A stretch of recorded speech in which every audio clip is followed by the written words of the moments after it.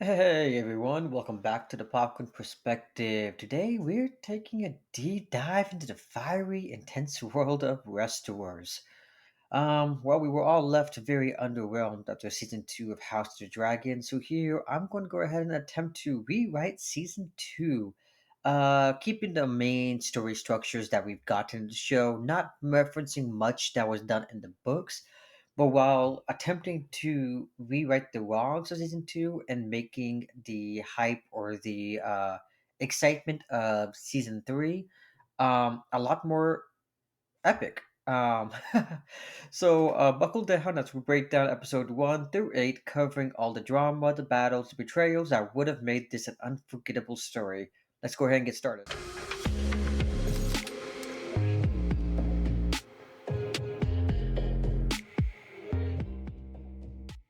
Episode 1. So I like to keep everything basically similar to how episode 1 ended in the show. We can end it with blood and cheese. We can end with the tensions unfolding within the King's Landing and within Dragonstone. We can have the aftermath of Luke's death haunt Rhaenyra. But I want to go ahead and go into a more darker tone with Rhaenyra instead of her being indecisive on if she wants to proceed with war. Let's go ahead and have her a little more encouraged or a little more angry where she wants to incite war. So I rather have her give the order for the blood and cheese to the son for son to Daemon. But I want her to still have a little moral ground where she has a pretty headstrong narration on it has to be a son for a son. It has to be Prince Aemon, not the king, not the grandkids. We want the one-eyed Aemon to, and that's going to lead us into what happens in episode two. Episode two, I still want everything to play out basically uh, note for note on what happened, but here in episode two, we're going to have Rhaenyra and Daemon finally at odds, and fiercely debating the aftermath of Blood and Cheese. She's going to be pissed that he gave a very open-ended request or command that anybody within the royal family is open for murder, and it's going to basically test the relationship where she demands him to renounce any potential thought of ruling the kingdom, where Damon is going to be furious and say, I did what you commanded me to. I was not there to oversee it, and you cannot blame me for something that you implemented, which he is 100% correct on. So I want it to be a more dynamic conversation and debate between the two versus her just bullying him into submission, which he didn't submit in the show. He just kind of cowered off. I rather him to be commanded to go back to to go to Harrenhal. So the way I want the Damon and Rhaenyra argument to go is Damon makes a great point. You said son for a son, but you cannot expect me to be the one to murder said son because then I would be a kinslayer. So I had to send my the gold cloaks and a rat catcher to do the bidding for you. And in doing so, unfortunately, I was not there to oversee it, Rhaenyra. So unfortunately, you put the command. I set it in motion. It didn't go the way we planned it to be, but we still got a son for a son at the end of the day. Rhaenyra not being able to take ownership of her actions sends Daemon to Harrenhal, basically sending him away from her. I also want Otto Hightower to be more of a maniac as he was in season one. I want him to have no sympathy and no care to what happened and put blame on Rhaenyra. Same thing that happened to the show, Rhaenyra the Cruel, that was perfect, and I want to emphasize that she sent this command out to the small folks, and I want them to immediately at the end of episode 2 to close the gates. This should not happen in episode 6. I want him to order all the gold cloaks to close the gates, and I want him to have the parade of Alicent and Helena in the streets of King's Landing while they put their son to rest, their grandson to rest, which will lead into episode 3. I want King Aegon to be more bloodthirsty. He wants to go out there and fight, where Otto has to put him in this place where basically pushes Otto out of King's Landing. We will then that will happen the first like 10 minutes of the episode, and then the ending of episode 3. I want to finally meet Darion, so I want to have Otto Hightower at the end of the episode 3. officially returning to Hightower, leaving behind like a power vacuum with the King's Landing, which I'll get to in a moment. For episode three, I want to have Hightower end with Otto Hightower walking into Hightower, where he meets Darion. We admit to Darion for the first time. He knows who Darion is, but we meet Darion, who Darion is at that point commanding the troops, getting them ready to march, and we have all of the Hightower's forces arriving at their gates.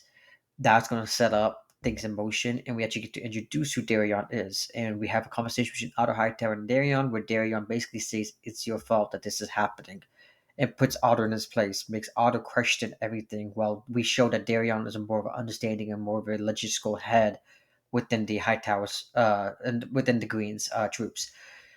Now, like I said, I'm going to focus more. Episode three is going to be more of a. That's where a lot of change is going to happen. But I want to also have in episode three, Helena. We want her to spiral into madness. So, like I said, I don't want to reference much that happened in the books. I want to keep majority of the plot points as if within the show. But one plot point I do want to bring into the show is Helena and her dragon Dreamfire. In the books, Dreamfire and Helena were very close, and she liked to ride her just as a joyride. And I want Helena to attempt to ride Dreamfire, but while she's riding him, I want her to snap, and I want her to potentially uh, go crazy while riding the Dragonfire, and she's just flying over King's Landing. She sees all the preparations for war. She sees the army. She sees the small folks being scared of the dragon flying overhead versus how it was when she was younger. And I wanted to finally come back to King's Landing, and I wanted to just break down and cry. And I want to have Allison try to confide in her, try to talk to her, where Allison puts all the blame, not Allison, Helena puts all the blame on Allison for Allison and Cole's relationship. And I want Helena to yell and scream at her mom and put all the blame on Allison, showing that Helena is her own person. Um, and then also, like I said, there was a power vacuum now that Otto Hightower was sent out due to him and Aegon's dispute.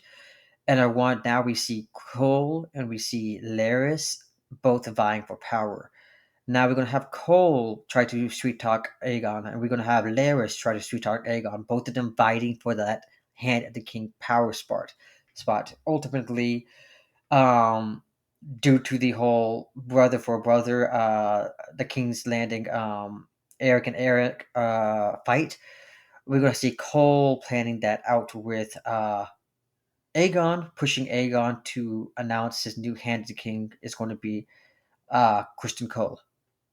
Episode 4, I want that to open up. The first 10 minutes of the episode is going to open up with Eric and Eric. We're going to have those two duel it out with Rhaenyra getting more and more angrier and pissed to see people around her dying and to see that she has no control over her own people. Meanwhile, we're going to have finally Daemon arrive to Harrenhal, and we're gonna have his first of two. We're not gonna have 18 different dream sequences here. In episode 4, we're gonna have Damon's first dream, where Damon is dreaming of both young Rhaenyra and his brother.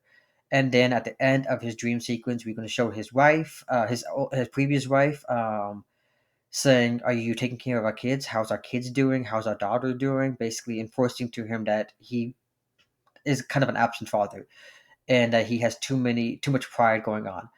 And then we're also going to announce that Kristen Cole has been working also with Aemon, pissing off Aegon, where he's working to take over Rooks Rest, pissing off King Aegon even more.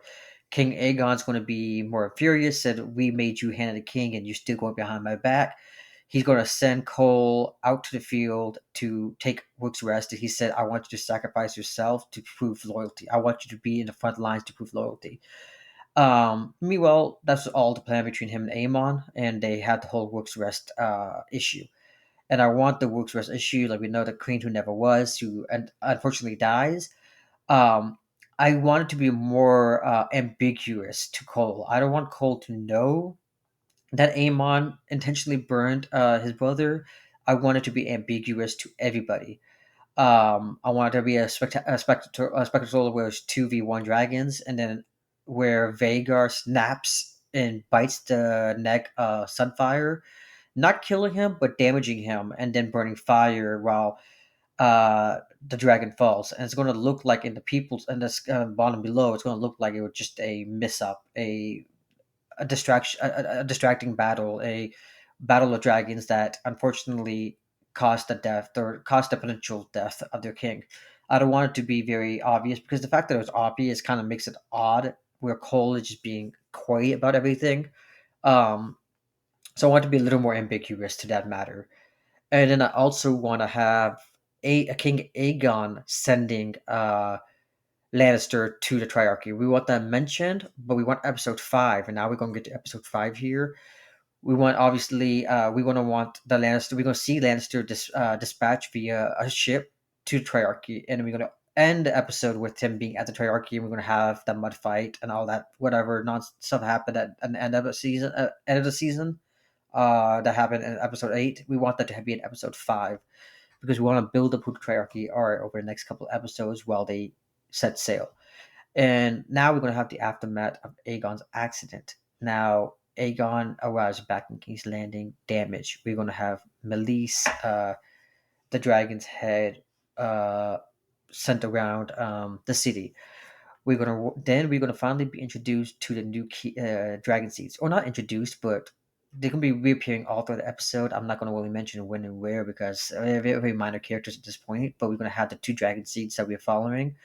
Both make remarks of the dead dragon. They're gonna say, well, if the dragon can be killed, then what's that for us not to go ahead and take power into our own hands? Um, Basically setting the seeds for the fall of King's Landing eventually, if that's how the show's going to potentially go in season 3. We know in the end of episode 8, Allison basically opens the doors to Rhaenyra for King's Landing, so we're going to want to start tying things up right now with the small folks. We're going to also go ahead in episode 5. We're going to want Renee were mentioning that she sent multiple ravens to Harrenhal with Daemon just avoiding contact, and we're gonna have Daemon send the whole Riverlands into disarray. It's kind of like what we saw in the show with the whole black. I can't remember the two houses. I do apologize. The two houses that got into a war. We're gonna want Daemon encouraging the war to be continuing. And then we're gonna want Damon to send Alice Rivers. We don't want Alice Rivers to do it on her own free will. We're gonna want Damon to send Alice Rivers to the Riverlands to kill Grover Tully. And then we're gonna, like I said, we're gonna be knowing who the Triarchy are. We're gonna see how crazy they are.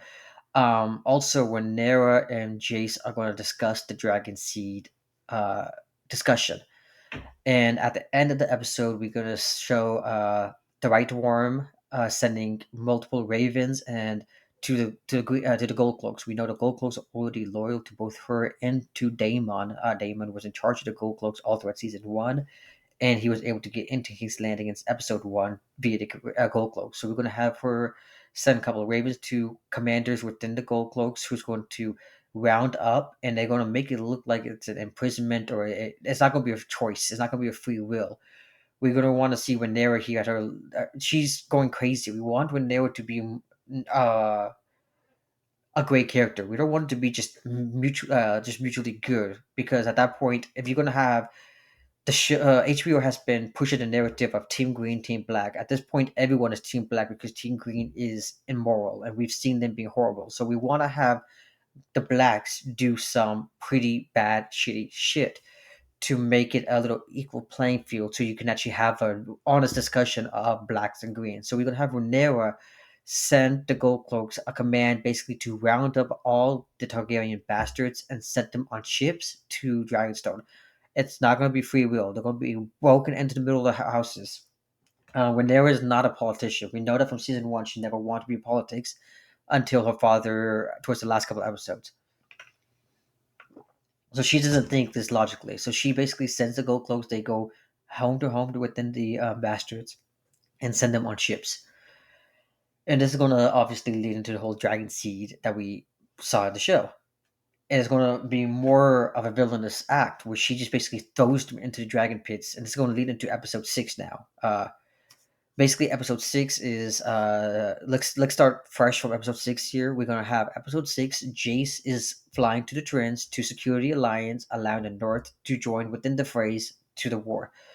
We're gonna have Reyna arriving in Vale and solidifying her position and her power within the Vale, and convincing um, Aaron to allow her to potentially take the dragon for her own command. And they're gonna have a party, bring her into face to face to the dragon, and she's going to convince Sheepstalker to join her, and they're going to bond.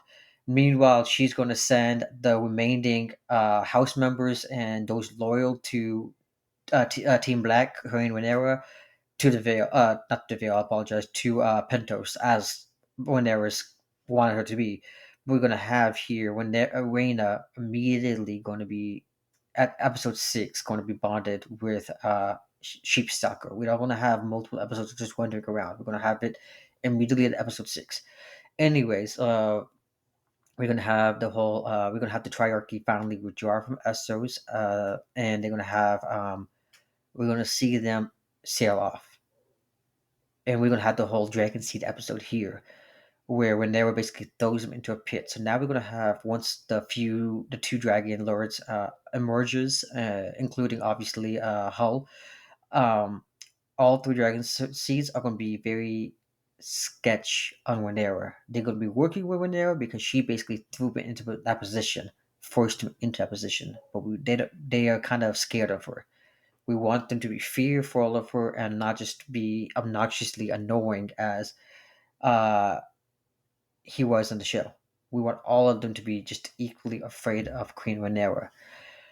So like I said, the Triarchy are now withdrawing from Essos and they're sailing off. And at the same time, we're not gonna have Queen Rhaenyra's Hand of the King standing around his damn boat all season long while it gets fixed. Corollas Valarion and the Sea Snakes fleet prepares to set sail as well. This is going to set the stage for even a greater conflict that's going to come through episode 7. One thing that Game of Thrones has always did was the penultimate episode was always the highlight episode. And this season, there was no real highlight episode besides episode 4 with Rooks Rest. So episode 7 is going to be a battle of the gullet. Now, I'm not going to spoil anything for those who read the show, read the books. I mean, who has not read the books and who's coming in this kind of unsullied, to say the least. But episode 7 is going to be the action-packed episode. It's going to feature the Battle of the Gullet. We're going to have, like I said, the Triarchy's already withdrawing from Essos. We're going to have the Sea Snakes preparing to set sail at episode 6. At the end of episode 6, you can see the High Tower troops marching out. We're going to see the Vale and I apologize, not the Vale, the Trins in the north also marching in to the Riverlands. And we're going to have the Battle of the Gullet. Here we're gonna have Alicent arriving to Dragonstone while this battle is taking place without her knowledge, and she's going to say, "I'm opening the gates to King's Landing. I cannot continue this war." And this is gonna be the first time they met all season. We're not gonna have that episode 3 nonsense where she comes in as a nun and talks to her. This is going to be the first time, and it's going to be Allison making the first move. Like I said, I want to put both characters. At this point, HBO is pushing black and greens. We want both of them to be great characters, just as bad and just as good. So Allison's going to make the first move. Allison's going to sail across to Dragonstone and make a plea with Rhaenyra. Said, "Hey, I lost a grandson. I'm potentially losing my oldest son, the king. I'm ready to lay this down. Like, let's stop the endless war. Let's stop this endless violence. Let's come together." And when Nera is going to agree to the terms, well, when Nera is agreeing to the terms, the battle is taking place. And Aegon and Larys flees the capital. Otto marches with the Hightower troops. Darion and the dragon takes flight. North arrives to the Riverland to mark a significant turning point in this war. And episode 8 is when the siege of King's Landing, all eyes turns to that. after suffering, like I said, I'm not going to spoil anything for those who have not read the book or are privy to the spoilers of what happens within the Dance of the Dragons. But in episode 8, it's going to be a more tense, more uh, somber episode. After the suffering of all the losses at the Battle of Gullet, Rhaenyra angrily decides to shift her focus entirely on King's Landing. She believes Allison betrayed her. She believes Allison did this as a distraction. So Rhaenyra's focus is all over the place. And she finally flies to Harrenhal to reunite with Daemon for the first time since episode 2. And I want the episode to basically kind of like how the episode 8 ended in this episode, all the armies marching. I want them to have the armies marching towards King's Landing. I want to have Darion and the dragon fly over King's Landing. I want Vagar sitting at the side of King's Landing, watching with Aemon sitting there.